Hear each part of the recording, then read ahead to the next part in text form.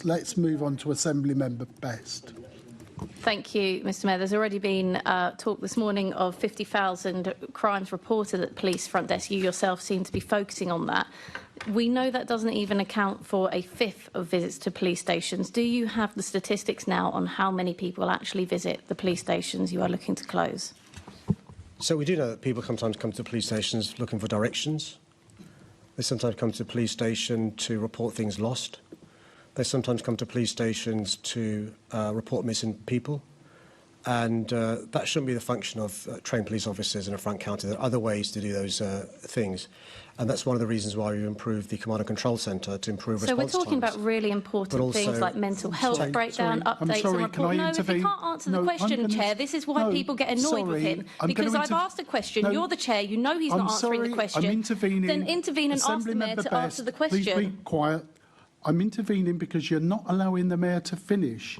Finish not answering the question. He is trivialising people visiting police stations to report crimes, to get updates on very serious crime, to report missing persons. He is trivialising why people use police stations. I've asked him a question. He is answering a different question. And, Chair, you wonder why members get frustrated. I understand your frustration, but the fact is he hadn't finished his question for you to become more frustrated, to be honest, in that sense. Now, can I just say to you, let him finish, then come back and you get another go. Let's start the clock again.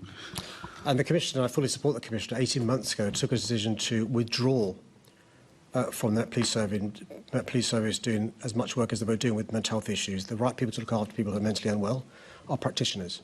And so I support the Met Police Service in withdrawing for some of the mental health work they were doing because they were chaperoning for hours somebody who was unwell, spending hours and hours with mentally unwell people in A&E. And so I support them and the decision they took to do that. Chair, did you even see a scent of an answer to the question I asked?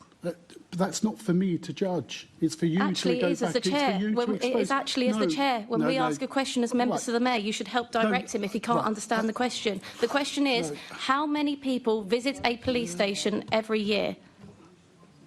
Mayor, do you want to answer that question? I've not got that to hand. I'm sure I can get somebody to write to the member to give her the answer. I don't think you can get it to hand because I've been asking for over a month. We know that reports of crimes only count for a fifth of visits to the police station. You just said, the first thing you said in this meeting was visible neighbourhood policing is the most important thing to people. It is not just being safe, it is the perception of safety, and police bases do that.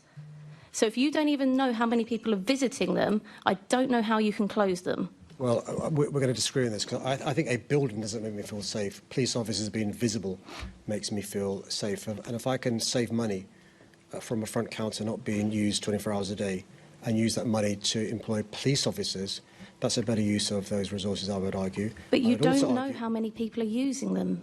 Do you not understand the fundamental principle of your saying that you're not protecting this building, but you can't tell us how many people are using the service? Literally 2 minutes ago, I said I'd write to the member and let know the information. Trying to close the police stations this month. This month. So what good is it to write to me? This is our only opportunity to talk about this. What good is it to write to me? That's information you should know. That's the position you should be defending and assuring us of. It's no good writing to me. You should know.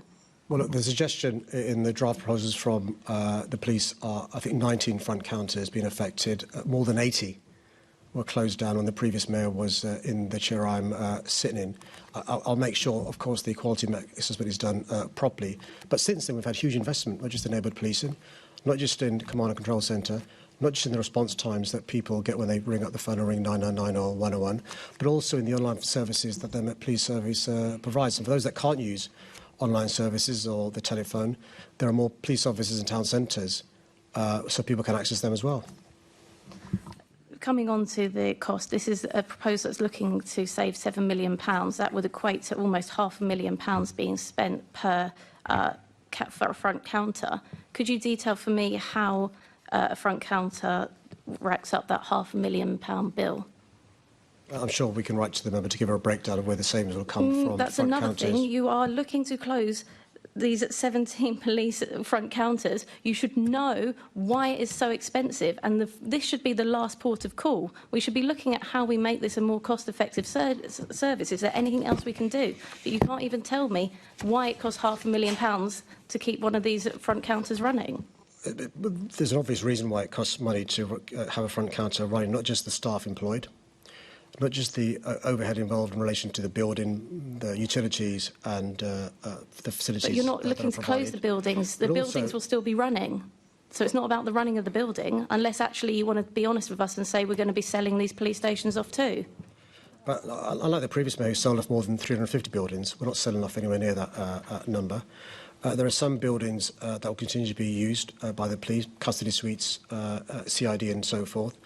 And they'll have phones outside, video screens, so people can still contact the police who turn up to a police station. Very few turn up to a police station. I think you're forgetting the question. You're not even answering the question. Just cut it. We'll just stop because we're asking about funds and he's talking about something completely different. You're prolonging it. You'll make your points. We are getting some information, but let's try. Yeah, I do think, but let's try. Let's try and finish. Stop interrupting. Let's all stop interrupting each other and allow the meeting to process. And some will be sold off. That's part of the state strategy which the police will be publishing later on this year. What started as a simple question, how many people visit our police stations, spiraled into a heated exchange of frustration and politics. Assemblymember Best demanded facts.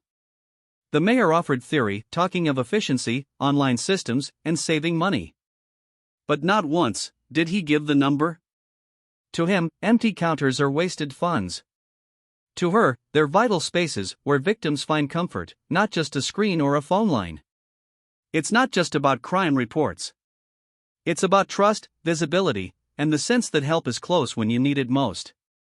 And as the argument grew louder, one truth became painfully clear: decisions are being made without answers. Without data. Without connection to the people who rely on these very services. So the question now stands. In cutting costs and closing doors, are we truly making London safer, or simply harder to reach? Let us know your thoughts in the comments below.